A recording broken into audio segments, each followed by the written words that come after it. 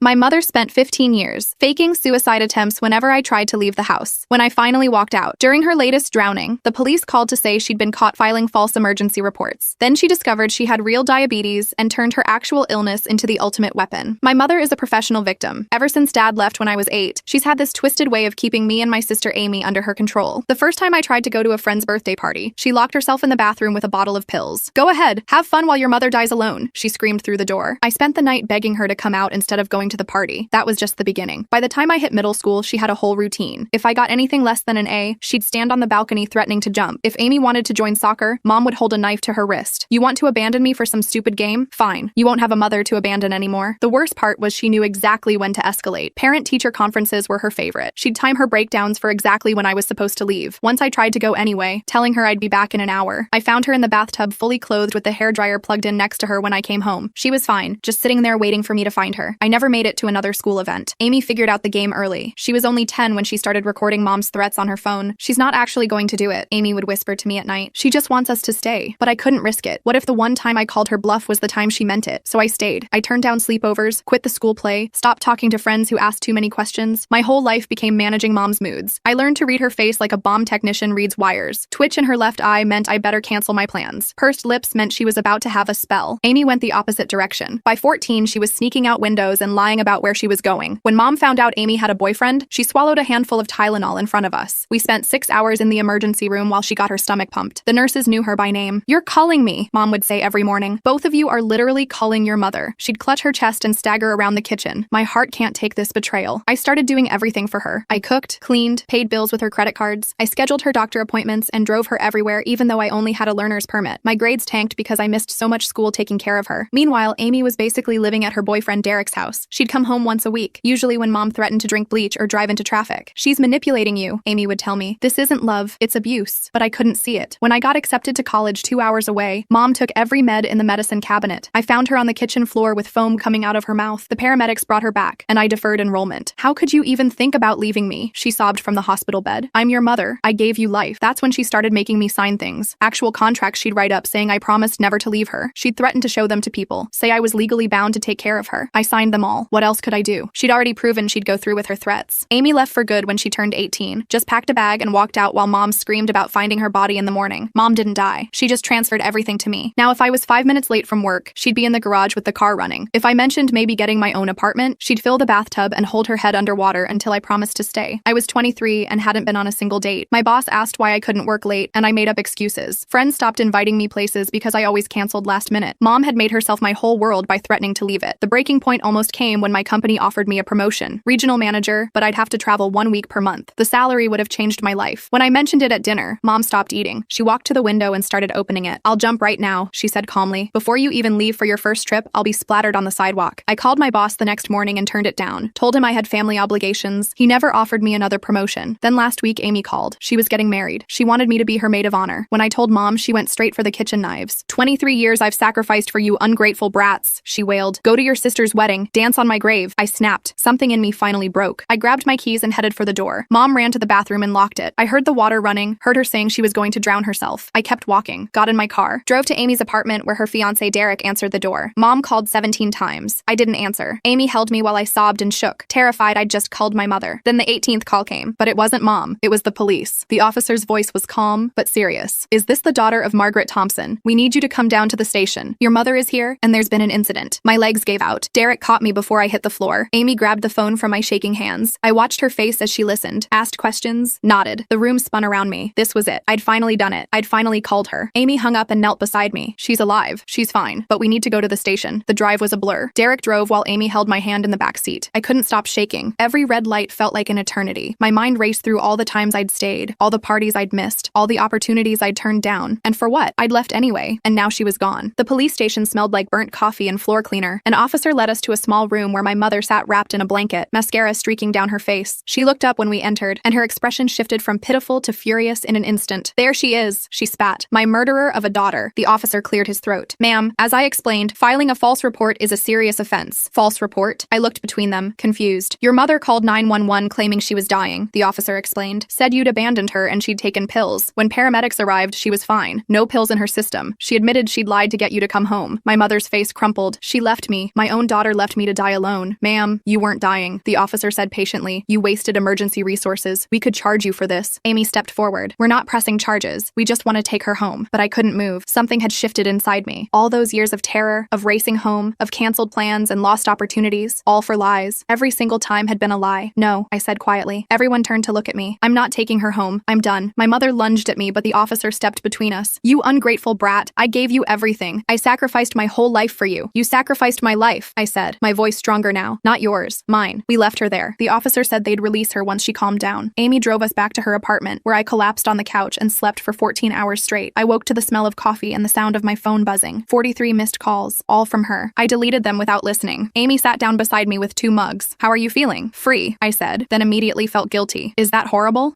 It's about time. Derek made breakfast while Amy helped me look for apartments on her laptop. I'd been saving money for years, secretly, in an account my mother didn't know about. Enough for a deposit and a few months' rent. This one's nice. Amy pointed to a studio downtown, close to your work. My phone rang again. This time it was our neighbor, Mrs. Chen. I almost didn't answer, but Amy nodded encouragingly. Mrs. Chen's voice was worried. Your mother's been banging on my door all morning. Says you've kidnapped her medication and she needs to get into your room. I didn't let her in, but she's making quite a scene. I thanked her and hung up. My mother didn't take medication. This was just another manipulation. We should get your stuff, Derek said, before she does something to it. We drove to the house while she was at her weekly hair appointment. I'd memorized her schedule after years of planning my life around it. We had exactly 2 hours. My room looked like a shrine to captivity. No posters, no personal touches, just a bed, a dresser, and a desk covered in the contracts she'd made me sign. I grabbed a garbage bag and started throwing them in. Look at this one. Amy held up a paper. I promised to never leave my mother for more than 3 hours at a time. She tore it in half. These aren't legal, you know. These are just crazy. We packed my clothes, my laptop, the few books I'd hidden under my bed. It all fit in 3 boxes. 23 years in 3 boxes. As we loaded the car, I saw her coming up the street. She must have left her appointment early. My hands started shaking again. Get in the car, Derek said calmly. I'll handle this. But I stood my ground. I needed to face her. She ran toward us, hair half done, foils still in. What are you doing? You can't leave. You promised. I'm leaving, Mom. Well, nothing says healthy mother-daughter relationship like signing contracts promising not to leave for more than 3 hours. I'm surprised she didn't make her wear an ankle monitor. I'm getting my own place. I'll die without you. You know I will. No, you won't. The words came out steady and sure. You've been pretending to die my whole life. I'm done falling for it. She clutched her chest, staggered dramatically. A few neighbors came out to watch. She'd always been careful to keep her performances private before. This public display was new. My heart! I'm having a heart attack. Mrs. Chen called out from her porch. Should I call an ambulance, Margaret? My mother straightened up immediately. No ambulance. Of course not, because then they'd find out she was lying. Again. We drove away while she stood in the street screaming about betrayal and abandonment. I didn't look back. Amy's couch became my home for the next week while I searched for apartments. My phone never stopped ringing. When I blocked her number, she started calling from different phones. The neighbors, her hairdresser, numbers I didn't recognize. The messages escalated. First came the guilt. I'm your mother. I changed your diapers. I stayed up when you were sick. Then the threats. I'm changing my will. You're getting nothing. Then the bargaining. Come home and we'll forget this happened. I'll give you more freedom. I didn't respond to any of them. On the 4th day, she showed up at my work. I was filing reports when I heard the commotion at reception. I need to see my daughter. It's a family emergency. My boss, Mr. Patterson, appeared at my desk. There's a woman here claiming to be your mother. Says it's life or death. It always was with her. I stood up, smoothed my skirt, and walked to the lobby. She looked terrible. Hair unwashed, clothes wrinkled. She'd clearly been hoping I'd cave by now. We need to talk, she hissed. We're talking now. Privately. Number. I kept my voice professional. If you have something to say it here. She glanced around at my curious coworkers. You're killing me. Is that what you want to hear? My blood pressure is through the roof. I can't sleep. I can't eat. That sounds like something you should discuss with your doctor. Her face went red. I am your mother, and I'm an adult who's made the decision to live independently. Please leave before I have to call security. She started crying then, big, theatrical sobs, but my coworkers had seen her performance at reception. No one was buying it. Security escorted her out. Mr. Patterson called me into his office afterward. I'm so sorry, I started, but he held up a hand. I had a mother like that, he said quietly. Took me 40 years to break free. Good for you for doing it now. He offered me the regional manager position again. Said it was still available if I wanted it. I accepted on the spot. That night, Amy and Derek took me out to celebrate. We went to a little Italian place downtown. I kept checking the door, expecting her to burst in. Old habits. She called me today, Amy said over dessert. Wanted me to talk sense into you. What did you say? That you were the sensible one for finally leaving. Amy smiled. She hung up on me. My phone buzzed. Unknown number. I almost ignored it, but something made me answer. Hello, this is Dr. Morrison from St. Mary's Hospital. I'm calling about Margaret Thompson. She's listed you as her emergency contact. My heart stopped. This was it. She'd finally done something real. She's been admitted for observation, the doctor continued. She came in claiming chest pains, but all our tests came back normal. However, she's refusing to leave. Says she'll hurt herself if we discharge her. I closed my eyes. Is she actually in danger? Medically? Number? But we have to take all threats seriously. Can you come down? I wanted to say no. Every fiber of my being screamed to hang up, but I went. Amy and Derek came with me. We found her in a hospital bed, hooked up to monitors she didn't need. She perked up when she saw me. Oh, thank God. I knew you'd come. I knew you still cared. I came to tell the doctors the truth, I said. You've been doing this for 15 years. False emergencies, fake sewer slide attempts. It's all manipulation. Her face went dark. How dare you? The doctor pulled me aside. Is this true? I showed him my phone. Screenshots of texts threatening self-harm. Voicemails of her claiming to be dying. Photos Amy had taken over the years of her attempts that were clearly staged. She needs psychological help, I said. Not medical. And I can't be the one to give it to her anymore. They kept her for psychiatric evaluation. I signed papers removing myself as her emergency contact. Put down a cousin who lived 2 states away instead. As we left, she called out one more time. You'll regret this. When I'm gone, you'll have to live with the guilt. But I didn't feel guilty anymore. I felt free. The apartment I found was small but perfect. Top floor of an old building with big windows and hardwood floors. The first night there, I sat on the floor eating takeout and cried. Not from sadness, but from relief. Amy helped me decorate. We hung curtains, bought plants, picked out throw pillows. Every choice was mine. No one threatened to die if I chose the wrong color. Work got better too. Without the constant anxiety of rushing home, I could focus, take on extra projects, stay late when needed. My performance reviews improved dramatically. 3 weeks into my new life, she found my address. I don't know how. Maybe she followed Amy, maybe she hired someone, but I came home to find her sitting on my doorstep. We need to talk, she said. No, we don't. I stepped around her to unlock my door. She grabbed my ankle, actually grabbed it, like a child. Please, just 5 minutes. I shook her off. You need to leave or I'm calling the police. I'm your mother. That doesn't give you the right to stalk me. She stood up, brushed off her pants. Fine, but don't come crying to me when your life falls apart. You think you're so independent? You can't even boil water without me. I almost laughed. I'd been cooking for both of us since I was 12. She left, but not before slipping a letter under my door. 20 pages, front and back, detailing every sacrifice she'd ever made, every diaper changed, every meal cooked. At the bottom, a bill. An actual itemized bill for raising me. Total, $487,392. I showed it to Amy. We laughed until we cried. She charged you for birthday presents, Amy pointed out, with interest. The letters kept coming, sometimes through the mail, sometimes under my door. I stopped reading them, started a file instead, in case I ever needed a restraining order. Then one day they stopped. A whole week went by without a call, a text, a letter. I should have been relieved, but it made me nervous. This wasn't like her. Amy called on a Tuesday. Have you heard from Mom? Not in a week. You? Same. I'm worried she's planning something big. She was right. That weekend was Amy's wedding shower. Small, just close friends and family at a restaurant downtown. We'd specifically not invited our mother, but I kept watching the door anyway. Halfway through lunch, Amy's future mother-in-law pulled me aside. There's a woman outside claiming to be Amy's mother. She says there's been a terrible mistake with the invitations. My stomach dropped. Of course she'd found out. I went outside. She stood there in a mother-of-the-bride dress she must have bought for the occasion. Full makeup, hair done, holding a wrapped gift. You didn't think you could exclude me from my own daughter's wedding events? You weren't invited for a reason. I'm her mother. I have rights. No, you have a history of making everything about you. Amy doesn't want you here. Her face crumpled. For a moment, I saw real pain there. Then it hardened again. I'll ruin it, she said quietly. If I can't be there, I'll ruin the whole thing. I'll show up at the church. I'll object during the ceremony. I'll make such a scene. That's all anyone will remember. Then we'll have you removed. Try it. I'll claim elder abuse. I'll tell everyone how my daughters abandoned me, how you left me to die. I looked at her, really looked at her. She seemed smaller somehow, older. All those years of fake emergencies had taken a toll. Do what you need to do, I said finally, but I'm done negotiating with you. I went back inside, told Amy what happened. She just shrugged. Let her try. Derek's brothers are bouncers. They've already volunteered for mom duty at the wedding. The shower continued without incident. We ate cake. Amy opened gifts. Everyone had a good time. Our mother never came inside, but she didn't give up. The next morning, I woke to pounding on Amy's apartment door. Derek checked the peephole and shook his head. Mom stood in the hallway, holding what looked like medical papers. We stayed silent until she left, but not before she slipped an envelope under the door. Inside were lab results, showing dangerously high blood pressure, and a doctor's note recommending immediate lifestyle changes. The papers looked authentic, but I'd learned not to trust anything from her. Amy called the clinic listed on the letterhead. They'd never heard of Margaret Thompson. Work became my sanctuary, but even that didn't last. 3 days after the shower, our receptionist handed me a package. No return address, but I recognized Mom's handwriting. Inside were photos of me from the past week, leaving Amy's apartment, walking into work, buying groceries. Each photo had a note on the back. A mother always watches over her children. You can't hide from family. I know where you are every moment. My hands trembled as I showed them to Mr. Patterson. He immediately called building security and had them review the footage. They found her in the parking garage, waiting for hours with a camera. Security banned her from the property, but she'd already made her point. She could find me anywhere. The regional manager position required training in another city. Her mom actually itemized a bill for raising her. That's such a strange way to think about being a parent, like it's some kind of business deal where you expect to get paid back for doing basic parent stuff. I'd be gone for 2 weeks, staying in a company-provided hotel. Part of me worried about leaving, but Amy insisted I go. She and Derek would handle anything that came up. I made it 3 days into training before the hotel called my room. A woman claiming to be my mother had collapsed in the lobby. She was refusing medical attention, insisting she needed her daughter. I explained the situation to hotel security. They found her perfectly healthy, demanding my room number. When they refused, she lay down on the lobby floor and wouldn't move until police arrived. My training coordinator pulled me aside the next day. Corporate had received multiple calls from a woman claiming I'd stolen money from her, that I was mentally unstable, that I'd threatened her life. Fortunately, Mr. Patterson had already briefed them about my situation. They installed extra security measures at the training facility and my hotel. I threw myself into the work, determined not to let her derail this opportunity. The training was intensive: financial systems, team management, regional logistics. For the first time in years, I went whole hours without thinking about her. On day 10, I returned to my hotel room to find maintenance replacing the lock. Someone had tried to break in while I was at training. Nothing was missing, but my clothes had been moved, my toiletries rearranged. A note on my pillow read, "A mother's love finds a way." Hotel security reviewed the footage. A woman matching Mom's description had convinced a new desk clerk she'd locked herself out of her daughter's room. She'd shown a photo of us together, claimed I was expecting her. The clerk, trying to be helpful, had given her a key. I spent my last night in that hotel room barricading the door with furniture, jumping at every sound in the hallway. When I finally returned home, I was exhausted, but proud. I'd completed the training, I'd earned the promotion. I hadn't let her win. Amy picked me up from the airport. During the drive, she filled me in on what I'd missed. Mom had shown up at Derek's parents' house, introducing herself as the mother of the bride. She'd cried about being excluded from wedding planning, painted herself as a victim of cruel daughters. Derek's mother, a kind woman who didn't know the full story, had almost invited her to help with decorations before Derek intervened. She'd also called every vendor Amy had booked. The caterer, the florist, the DJ, all received calls from a concerned mother wanting to help with her daughter's wedding. Some she tried to convince to cancel, claiming the wedding was off. Others she attempted to change orders with, adding items Amy hadn't requested. Fortunately, Amy had password protected all her vendor accounts after the shower incident. My new apartment was ready. I'd signed the lease before leaving for training, and Amy had overseen the move while I was gone. Walking in felt surreal. My own space, my own life. The windows faced east, filling the room with morning light. I'd never had a room with so much natural light. Mom always kept our curtains drawn. That first night alone, I triple-checked the locks and tested the building's security system. The super had already been briefed about my situation after Mom tried to convince him she needed access to her daughter's apartment for a medical emergency. He'd asked for proof of emergency, and she'd stormed off. Work under the new position was demanding but fulfilling. I managed accounts across 3 states, traveling to different offices, building relationships with regional teams. The travel terrified me at first. What if something happened while I was gone? But each successful trip built my confidence. Mom's tactics evolved. She couldn't reach me directly, so she went after everyone around me. She called my company's HR department, claiming I'd stolen from her to fund my lifestyle. When they investigated and found no merit, she called corporate headquarters, then individual board members whose names she found online. Each time she had a different story: elder abuse, theft, abandonment. The company stood by me, but I felt the weight of it. Coworkers looked at me differently, wondering about the drama I'd brought to their workplace. I worked twice as hard, stayed twice as late, proving I was worth the trouble. Amy's wedding planning intensified. Dress fittings, cake tastings, venue walkthroughs. I attended everything I could, hyper-vigilant for Mom's presence. She appeared at the dress shop, claiming she'd been accidentally left off the appointment list. The shop owner, briefed in advance, politely asked her to leave. She stood outside for 2 hours, watching through the window as Amy tried on dresses. The manipulation grew more creative. Packages arrived at my apartment, family photo albums with my face cut out of every picture, my childhood belongings with notes about how much she'd sacrificed to buy them. Once, a food delivery I hadn't ordered showed up. The receipt said it was from your loving mother who knows you're not eating properly. I donated the food to my elderly neighbor and threw away the photos. Each package went into my growing documentation file. Amy suggested I get a restraining order, but I hesitated. Court meant seeing her, meant giving her a stage for her performance. My breaking point came during a regional meeting in Phoenix. I was presenting quarterly projections when my phone exploded with texts. Mom had checked herself into a psychiatric facility, listing me as her emergency contact. She'd told them I'd driven her to attempt sewer slide, that she needed immediate intervention. I excused myself from the meeting to handle the crisis. The facility's doctor listened patiently as I explained the pattern, the history, the manipulation. They'd already grown suspicious when she'd refused to discuss any actual mental health symptoms, insisting they just needed to call her daughter. They released her that evening, but the damage was done. I'd missed half the regional meeting, had to explain to my team why I'd disappeared during my own presentation. That night in my hotel room, I finally broke down. She was never going to stop. No matter how far I ran, how strong I became, she'd always find a way to insert herself into my life. Amy talked me through it over video call. The wedding was in 6 weeks. We'd handle whatever Mom threw at us together. Derek's brothers had a whole security plan for the ceremony. I wasn't alone in this. Returning home, I found an eviction notice on my door. My landlord had received multiple complaints about loud noises, strange smells, suspicious visitors to my apartment, all filed by anonymous callers during times I could prove I was out of town. The landlord believed me, but the management company wanted to avoid drama. I had 30 days to find a new place. The search felt impossible. Every apartment I applied for somehow received calls about my situation. References I'd never provided were contacted with warnings about my manipulative mother. One landlord told me directly he couldn't risk that kind of disruption to his building. Amy and Derek offered their couch again, but I refused. I wouldn't let Mom drive me from my independence. I finally found a place through a coworker's friend, someone who understood difficult family situations. The building had better security, key fob entry, cameras on every floor, a doorman who took his job seriously. Moving day arrived with no sign of her. That worried me more than her presence would have. Amy helped me pack, both of us checking windows, listening for footsteps in the hall. Nothing. The silence felt ominous. My new apartment was smaller but safer. 4th floor, no fire escape access, one way in or out. I installed extra locks, a security camera, a doorbell that recorded video. Perhaps paranoid, but I'd learned to trust my instincts. Work Work travel increased as I settled into the role. Each trip got easier. I'd check in with Amy daily, but stopped expecting crisis calls. Mom had gone quiet for 3 weeks, the longest stretch since I'd left. Then Amy called during a business dinner in Denver. Mom had been hospitalized. Real hospitalization this time. She'd collapsed at the grocery store, and tests showed she'd been neglecting her diabetes for months. Her blood sugar was dangerously high. She was refusing treatment unless her daughters came to see her. I stared at my half-eaten steak, appetite gone. Of course she had diabetes. Of course she'd been ignoring it. She'd found the one thing that could actually cull her and weaponized it. Amy was torn. This could be real, or it could be another manipulation. We agreed she'd go to the hospital, assess the situation. I'd fly back if it was truly serious. An hour later, Amy called back. Mom was indeed sick, but stable. The doctors had her on insulin, monitoring her levels. She'd be fine if she followed treatment. When Amy walked in, Mom had smiled triumphantly. She'd found a real illness to exploit. She could now hurt herself simply by skipping medication or eating poorly. The perfect weapon. I finished my business trip, but the weight of this new development hung over everything. She'd turned her own body into a hostage. How could I fight that? Back home, I met with Amy to strategize. The wedding was in 2 weeks. Mom knew the date, the venue, probably every detail despite our precautions. She'd likely use her illness as leverage to attend. We couldn't let her ruin Amy's day, but we also couldn't ignore genuine medical needs. Derek suggested hiring a nurse to be on standby at the wedding. If Mom showed up claiming medical distress, a professional could assess her. It felt extreme, but what about this situation wasn't? The week before the wedding, gifts started arriving at Amy's apartment. Not wedding gifts, guilt gifts. Mom sent Amy's childhood toys, baby clothes, handmade quilts from Amy's infancy. Each item came with a note about the memories attached, the love sewn into every stitch. Amy donated them all to charity, but I saw how it affected her. Mom turned her diabetes into a weapon. That's definitely a new level of commitment to the guilt trip game. Most people just use regular old disappointment like normal parents. Even knowing the manipulation, those memories still had power. My hotel reservation for the wedding weekend was mysteriously canceled. When I called, they said I'd canceled it myself the day before. I hadn't. I booked another room at a different hotel, using a fake name this time. 3 days before the wedding, Mom escalated. She called Amy's venue claiming to be me, trying to cancel the entire event. Fortunately, Amy had warned them this might happen. They required the password Amy had set up. Mom didn't have it. She then called all the guests she could find numbers for, telling them the wedding was off due to family emergency. Amy and Derek spent an entire day calling everyone, confirming the wedding was still on. Some guests were confused, others annoyed. The stress showed on Amy's face. The night before the wedding, I stayed with Amy. We did face masks, painted our nails, tried to pretend everything was normal. Neither of us slept well. Every car door outside made us jump. Every footstep in the hall sent our hearts racing. The morning of the wedding dawned clear and bright. Derek's brothers, Ben and Marcus, arrived early to secure the venue. They were massive men who worked nightclub security on weekends. They took their assignment seriously, checking every entrance, briefing the venue staff. Amy looked radiant in her dress. As I helped her with her veil, she grabbed my hand. We didn't need words. We'd survived this far. We'd survived today. The guests arrived without incident. The ceremony space filled with friends, Derek's family, distant relatives who'd confirmed directly with Amy that the wedding was real. No sign of Mom. As the music started and I walked down the aisle as maid of honor, I scanned the crowd. Every face was familiar, invited, supposed to be there. Maybe she'd actually given up. Maybe the brothers at the door had deterred her. Maybe we'd actually won. The ceremony was beautiful. Amy and Derek exchanged vows they'd written themselves, promises about building a life together, supporting each other through difficult times. I thought about my own journey, how far I'd come from that terrified girl begging her mother to unlock the bathroom door. As the officiant asked if anyone objected, the room held its breath. Silence. Nothing. He continued, pronouncing them husband and wife. The room erupted in cheers. We made it through photos, through the receiving line, through the cocktail hour. Ben and Marcus reported no attempts at entry. I started to relax, actually enjoying my sister's wedding. Then, during dinner, my phone buzzed. A text from an unknown number. A photo of Mom in a hospital bed, hooked to machines. The message read, "Your mother is dying alone while you party. The nurses say she's been calling for you. This is what you wanted, isn't it?" My hand shook. Amy noticed, read the message over my shoulder. She took my phone, showed it to Derek. He whispered to his brothers. Ben stepped outside to make calls. 20 minutes later, he returned with information. Mom was indeed at the hospital, but she'd checked herself in claiming chest pains. All tests were normal. She was using a friend's phone to contact me, probably the woman sitting beside her bed taking photos. Amy squeezed my hand. We'd deal with it tomorrow. Tonight was about celebration, not manipulation. The rest of the reception blurred by. Speeches, dancing, cake cutting. I gave my maid of honor toast, talking about Amy's strength, her ability to see through facades, her courage in building her own life. I didn't mention Mom, but everyone who knew our story understood. As the night wound down, I helped Amy bustle her dress for more dancing. She pulled me aside, pressing something into my hand. A key. "What's this?" Derek and I talked. "We want you to house sit while we're on our honeymoon. 2 weeks. Mom doesn't know where we live exactly, just the building. You'll be safer there." I hugged her tight, careful not to smudge her makeup. Even on her wedding day, she was protecting me. The next morning, I moved into Amy and Derek's apartment temporarily. They'd left for Hawaii, and I had the place to myself. It felt strange being in their space, but also safe. Mom couldn't manipulate what she couldn't find. Those 2 weeks passed peacefully. I worked, visited my own apartment to check mail, kept my routines. Mom stayed in the hospital for 3 days before checking herself out. She called my work twice, but they'd stopped putting her through. When Amy and Derek returned, tanned and happy, we had a family meeting. Things couldn't continue like this. Mom's diabetes gave her a new weapon, but it also also meant she needed consistent care. We couldn't provide it. She'd proven that our presence only enabled her manipulation. We researched assisted living facilities, ones that specialized in patients with both medical and psychological needs. It felt like betrayal, but what else could we do? She needed professional help we couldn't give. The next time Mom was hospitalized, 4 days after Amy's return, we were ready. While she was admitted, we met with a social worker. We explained the situation, the years of manipulation, the current danger she posed to herself. The social worker had seen similar cases. She understood. They kept Mom for psychological evaluation this time. Without us rushing to her bedside, her tactics became more obvious to the staff. She'd refuse medication until someone called her daughters. She'd claim suicidal thoughts, then retract them once we were contacted. The pattern was clear to professionals who weren't emotionally invested. The evaluation recommended intensive outpatient therapy and a structured living environment. Mom refused both. She checked herself out against medical advice, but now there was a paper trail, documentation of her refusal to accept help. She showed up at my work the next day, looking haggard. Security stopped her at the door, but I could see her through the glass. She'd lost weight, her clothes hung loose. The diabetes was taking its toll. For a moment, my resolve wavered. Then I remembered all the times she'd used her body as a weapon against us. I had security tell her about the assisted living options we'd researched. If she wanted our help, it would be on our terms. Professional care, therapy, boundaries. She left without responding. That night, she called from a different hospital. Another collapse, this time at a restaurant. Her blood sugar had spiked dangerously. They needed emergency contact information. I gave them the social worker's number. Amy and I visited together the next day, the social worker present. Mom looked small in the hospital bed, but her eyes blazed when she saw us. We laid out the options: assisted living with regular visits, or continuing this cycle alone. We wouldn't come running anymore. We wouldn't enable her self-destruction, but we would support her getting real help. She raged, accused us of elder abuse, of abandonment, of cruelty. The social worker documented everything. When Mom threatened to kill herself if we left, the social worker called for a psychiatric hold. Mom backtracked immediately, but it was too late. The professional had seen what we'd dealt with for years. They kept her for 72 hours. During that time, Amy and I met with lawyers, social workers, medical professionals. We learned about boundaries, about enabling, about the difference between helping and hurting. We weren't abandoning her. We were refusing to participate in her self-destruction. When she was released, she had two choices: accept the assisted living placement with therapy requirements, or manage her own care independently. No more emergency calls, no more guilt trips, no more using her illness as manipulation. She chose independence, of course, swore she didn't need us, didn't need anyone. The social worker gave her resources: diabetes management programs, therapy options, support groups. Mom threw the pamphlets in the trash on her way out. We didn't hear from her for a month, the longest silence yet. I'd check with the hospital sometimes, making sure she wasn't there. Amy drove by the house once, saw her car in the driveway. She was alive, managing somehow. I threw myself into work, into building my life. The regional position came with opportunities, conferences, networking events, advancement possibilities. I started dating for the first time, tentatively, carefully. I joined a support group for adults with manipulative parents. I wasn't alone in this experience. Amy and Derek settled into married life. Sunday dinners at their place became tradition. We'd cook together, watch movies, play board games, normal family activities we'd never had growing up. The silence stretched into 6 weeks. I'd grown used to checking my phone constantly, bracing for the next crisis. Now the quiet felt wrong. Amy and I exchanged worried texts daily, both sensing something building. The answer came through Mrs. Chen. She called me at work, voice hushed and concerned. Mom had been bringing different people to the house: contractors, real estate agents, even a moving company. The activity seemed frantic, desperate. I left work early and drove past the house. A for sale sign stood in the front yard. My childhood home, the place she'd trapped us in for so many years, was on the market. Through the window, I could see boxes stacked in the living room. Amy met me at a coffee shop nearby. We sat in silence, processing this development. Mom selling the house meant something. Either she was planning something massive, or she'd finally accepted our boundaries. Neither option felt safe. The realtor's website showed the listing. The photos made the house look normal, even inviting. You'd never know the psychological warfare that had played out in those rooms. The asking price was below market value. She wanted a quick sale. 3 days later, I got a call from an unknown number. I almost didn't answer, but something made me pick up. Mom checking herself into hospitals for chest pains that test normal? I'm curious what goes through someone's mind when they plan something like that. Does she sit there calculating which symptoms will get the most attention? A man's voice, professional and cautious, introduced himself as Mom's new landlord. She'd listed me as a reference on her rental application. I told him the truth. She was my mother, but we were estranged due to her behavior. I couldn't recommend her as a tenant. He thanked me for my honesty and hung up. An hour later, he called back. She'd provided 3 other references, all fake numbers that led nowhere. He'd decided not to rent to her. Mom's next attempt came through Amy's work. She'd applied for a job at the dental office where Amy was a hygienist, using her maiden name so they wouldn't make the connection immediately. Amy's boss mentioned the new applicant during a staff meeting, wondering if Amy knew a Margaret Williams who'd listed similar previous addresses. Amy pulled her boss aside after the meeting, explaining the situation. The application went straight to the rejection pile, but the message was clear. Mom was trying to insert herself back into our lives through any avenue possible. The house sold within 2 weeks. I found out through public records, not from her. The new owners were a young family with twins. I hoped they'd fill those rooms with better memories. Mom's new address appeared on a forwarding label when a piece of her mail accidentally came to my apartment. She'd moved to a small complex on the other side of town, the kind with weekly rentals and no background checks, the kind of place people went when they were running out of options. Work kept me traveling constantly constantly. Each trip felt like freedom. I was building something of my own, succeeding on my own merits. My team respected me. My presentations went smoothly. I was good at this job, better than I'd ever imagined I could be. During a conference in Seattle, I met someone. Ben worked for a partner company, and we ended up talking during a break between sessions. He was funny, kind, didn't push when I mentioned my family situation was complicated. We exchanged numbers, started texting. It felt strange, allowing someone new into my life. Amy called while I was at the airport heading home. Mom had been spotted at the grocery store near their apartment. Not shopping, just sitting in her car in the parking lot, watching people come and go. When store security approached, she drove away. But she came back the next day, and the next. Derek installed new security cameras around their building. The footage showed Mom driving by at odd hours, sometimes parking across the street for hours. She never approached, never tried to make contact, just watched. The stalking escalated. She started showing up at places we'd mentioned on social media, restaurants where Amy checked in, the gym where I'd posted a photo, always watching from a distance, never approaching. It felt like psychological warfare, her way of saying she was still there, still watching, still waiting. I stopped posting online. Amy made her accounts private, but Mom had already mapped our routines. She knew where we worked, where we lived, where we spent our time. The knowledge sat heavy on both of us. Then came the packages. Not to our homes. She knew we'd refuse those. Instead, they went to our workplaces, our friends, even Derek's parents. Photo albums showing happy family memories before everything went wrong. Letters painting her as a devoted mother abandoned by cruel children. Some people believed her. Most didn't. But the doubt she planted was another form of manipulation. My breaking point came during Amy's birthday dinner. We'd chosen a restaurant we'd never been to before. Made the reservation under Derek's name. Somehow, she still found us. I saw her through the window, standing across the street, just watching. When I looked again, she was gone. That night, I made a decision. I called the social worker we'd met at the hospital, explained the escalation, the stalking, the psychological harassment. She listened, took notes, promised to look into options. What she found wasn't encouraging. Without direct threats or physical violence, legal options were limited. Mom was careful. She never came close enough for a restraining order, never made explicit threats. She was playing a long game, wearing us down through presence alone. Amy and Derek decided to move. They found a house in a gated community 40 minutes away, somewhere Mom couldn't lurk outside. The move felt like letting her win, but Amy's peace of mind mattered more than pride. I helped them pack, both of us constantly checking windows. On moving day, we took separate cars, different routes, making sure we weren't followed. It felt like something out of a movie, except this was our real life. The new house was beautiful. 2 stories, a big backyard, room for the family Amy and Derek were planning. As we unpacked boxes, Amy seemed lighter. The distance and security gave her space to breathe. My own lease was up in 3 months. I started looking at apartments in other parts of the city, places Mom wouldn't think to look. The constant vigilance exhausted me, but what choice did I have? Work offered a solution. The company was opening a new regional office 2 states away. They needed someone to help set it up, run it for the first year. It meant leaving everything I'd built here, but also leaving her reach. I accepted immediately. Telling Amy was hard. We'd just found our relationship as adults, and now I was leaving. But she understood. Sometimes distance was the only way to find peace. We promised weekly video calls, visits every few months. It wasn't abandonment, it was self-preservation. I didn't tell anyone else about the move. Packed slowly, secretly. Hired movers for a weekday when Mom would likely be elsewhere. Even the building manager only found out when I turned in my keys. The drive to my new city took 12 hours. I stopped only for gas, checking mirrors constantly. No one followed. As I crossed the state line, something in my chest loosened. For the first time in months, I felt like I could breathe. The new apartment was corporate housing, temporary, but secure. I threw myself into setting up the office, hiring staff, building something from scratch. The work consumed me in the best way. Days passed without thinking about her. Amy called with updates. Mom had discovered they'd moved when she showed up at their old apartment. She'd caused a scene, demanding the new tenants tell her where her daughter went. Police were called. She left before they arrived. My absence took longer to notice. She showed up at my old job, demanding to see me. Mr. Patterson personally told her I no longer worked there. She tried my old apartment next, then called every contact she could find. No one knew where I'd gone because I hadn't told them. The first few months in the new city felt like witness protection, even though I'd done nothing wrong. I used a different name at coffee shops, paid cash when possible, stayed off social media entirely. Slowly, I started to relax. She didn't know where I was. She couldn't find me. Work thrived under my leadership. The new office exceeded projections within 6 months. I built a good team, people who respected boundaries and didn't pry into why I never mentioned family. Ben and I kept texting, then talking, then video chatting. He understood why I couldn't say where I was yet. Amy's first pregnancy announcement came during one of our video calls. She glowed with happiness, Derek beaming beside her. They'd waited to tell me in person, virtually at least. I cried happy tears, already planning my secret visits to meet my future niece or nephew. Mom found out about the pregnancy through distant relatives. Amy received dozens of packages, baby clothes, handmade blankets, toys Mom had saved from our childhood. Each came with letters about grandmother's rights, about how Amy was denying her grandchild a loving relationship. Amy donated everything, kept the letters for documentation. The baby arrived early, a perfect little girl named Sarah. I flew in secretly, staying at a hotel under a fake name. Holding my niece for the first time, I understood even more why Amy and I had to protect ourselves. This innocent child deserved better than the manipulation we'd endured. I extended my stay to help Amy adjust to motherhood. We developed a system. I'd visit monthly, always carefully, always secretly. Mom continued her packages and letters, but Amy had grown immune to the guilt. Sarah's safety came first. 6 months into my new life, Mom's letters found me. Not at my apartment or office. She didn't have those addresses. Instead, they came through my company's corporate headquarters, forwarded through official channels. She'd tracked down where I worked, though not where I lived. The letters were different now. Less manipulation, more rambling. She wrote about her health declining, her money running out, her loneliness. Part of me felt the old guilt rising. Then I remembered all the false emergencies, all the lies. I filed the letters away unread. Amy faced her own challenges. Mom had started calling hospitals when Sarah had her first cold, claiming to be a concerned grandmother who needed updates on her grandchild's condition. She'd learned Sarah's full name and birth date somehow. Amy had to password protect all of Sarah's medical information. The stalking resumed with new focus. Mom would sit outside Sarah's daycare, watching through the fence, never approaching, never violating any laws, just watching. The daycare increased security, but the psychological impact remained. Derek's solution was elegant. His brother Ben owned rental properties, including a house in a different school district. They did a quiet property swap. Officially, Amy and Derek still lived at their registered address, but actually resided elsewhere. Mom could watch an empty house all she wanted. My year commitment to the new office was ending. Corporate wanted me to stay, offered a permanent position with room for growth, but Ben had also been offered a transfer to my city. After a year of long-distance relationship building, we were ready to try something real. I signed the permanent contract. Ben accepted his transfer. For the first time, I was building a life completely separate from my past. Mom's letters still came occasionally, but they felt distant, like echoes from another life. Amy's second pregnancy brought new challenges. Mom had somehow gotten herself listed as an emergency contact at the hospital where Amy delivered. She showed up during labor, claiming grandmother's rights. Security removed her, but not before she'd caused a scene that stressed Amy during a vulnerable time. Baby James arrived healthy despite the drama. I flew in again, this time bringing Ben. Introducing him to Amy and Derek felt like worlds colliding, but good worlds, safe worlds. He understood why we lived the way we did. Mom's health truly declined this time. Not manipulation, actual consequences of years of neglecting her diabetes. She was hospitalized repeatedly, each time listing us as emergency contacts despite our removal requests. The hospitals called anyway, following protocol. We didn't go. The social worker checked on her condition, reported back. Mom needed consistent care, the kind we'd offered before. She still refused assisted living, still insisted she just needed her daughters. The cycle continued, but we'd stepped off the wheel. My work expanded to cover multiple regions. The travel increased, but I didn't mind. Each new city felt like freedom. Ben traveled with me sometimes, building his own career while supporting mine. We found an apartment together, built routines that had nothing to do with my past. Amy and Derek bought a larger house, still secret, still secure. Their family grew, but so did their precautions. Every school registration, every activity enrollment came with passwords and security measures. It was exhausting, but necessary. Mom's letters became less frequent. The last one I received was barely coherent, talking about plans that made no sense, people who didn't exist. Amy received similar ones. We compared them, saw the decline in handwriting, in logic. Whatever game she'd been playing was ending. The call came on a Tuesday, not from a hospital this time, but from her neighbor. Mom had been found unconscious in her apartment, diabetic coma. She was alive, but in critical condition. The neighbor had called after finding our numbers in Mom's address book. Amy and I met at the hospital, not in her room. We weren't ready for that. But we met with her doctors, discussed her condition. Without consistent medication and monitoring, she'd done serious damage. Recovery was possible, but would require the kind of care she'd always refused. We made arrangements from a distance, found a facility that could handle her medical and psychological needs, used her house sale money to pay for it, set up a trust for her care, did everything daughters should do, except visit. She recovered slowly. The facility sent updates, which we read but didn't respond to. She was getting proper care, therapy, medication management, everything we'd tried to arrange before, she was finally receiving because she had no choice. Amy's children grew without knowing their grandmother. We showed them old photos sometimes, from before things went bad, told them age-appropriate stories about family being complicated. They accepted it the way children do, without the guilt we carried. My life with Ben flourished. We got engaged in a small ceremony Amy attended secretly. Mom wasn't invited, wasn't told. The wedding was tiny, perfect, ours. Amy stood as my maid of honor again, this time without fear of disruption. Work promotions came regularly. I was good at what I did, built strong teams, delivered results. The success felt earned, untainted by the chaos I'd left behind. Sometimes coworkers asked about family, and I'd mention Amy. The rest stayed private. Mom's facility called occasionally with updates. She was stable, participating in therapy, making progress. They suggested visits might help. We declined. Some bridges, once burned, couldn't be rebuilt. We'd ensured she was safe and cared for. That was enough. Years passed. Amy's children started school. I became a regional director. Ben and I bought a house. Life moved forward the way it should have all along. The hypervigilance faded, though never completely disappeared. Then came the letter from Mom's facility. She'd had a stroke. Minor, but it affected her memory. She kept asking for her daughters, but not us. Younger versions. Children who'd never left. The staff thought we should know. Amy and I discussed it over video chat, our own children playing in the background. The guilt was still there, would probably always be there, but so was the knowledge of what we'd survived, what we'd built despite her. We sent flowers to her room. No card, no names, just flowers to brighten her space. It felt like the right balance, acknowledging her humanity without reopening wounds. The facility stopped calling after that. We kept paying for her care, monitoring from a distance. She was safe, receiving help, no longer able to manipulate. We were free, building lives she couldn't touch. Sometimes I dreamed about her. Not nightmares anymore, just memories of before it all went wrong. The mother who'd made pancakes on Sunday mornings, who'd taught me to ride a bike. That person had existed existed once, before the manipulation took over. Amy felt it too. We'd talk about it during our visits, processing the complicated grief of losing someone who was still alive. Our therapist helped, as did the passage of time. The guilt faded to a manageable level, replaced by acceptance. My story wasn't unique. The support group taught me that. Lots of us had survived similar situations, built lives despite the chaos. We shared strategies, celebrated victories, held space for the complicated emotions. The last update came through the facility's routine report. Mom was doing well in their memory care unit. She no longer asked for us, content in a routine that didn't include manipulation or threats. The medication kept her stable. The therapy helped her process whatever she could remember. I filed the report with all the others, proof that we'd done the right thing. Even when it felt wrong, she was cared for. We were free. Everyone was safe. That night, I cooked dinner for Ben. Later, video called Amy to see the kids. Normal, peaceful activities that would have been impossible in the life Mom had tried to trap us in. We'd broken the cycle, built something better. The guilt would always exist in some form, but so would the knowledge that we'd chosen life over manipulation, health over sickness, freedom over control. And in the end, that choice had saved all of us, even her. Subscribe for more content on this channel. It makes me happy to see you guys comment on all the videos too.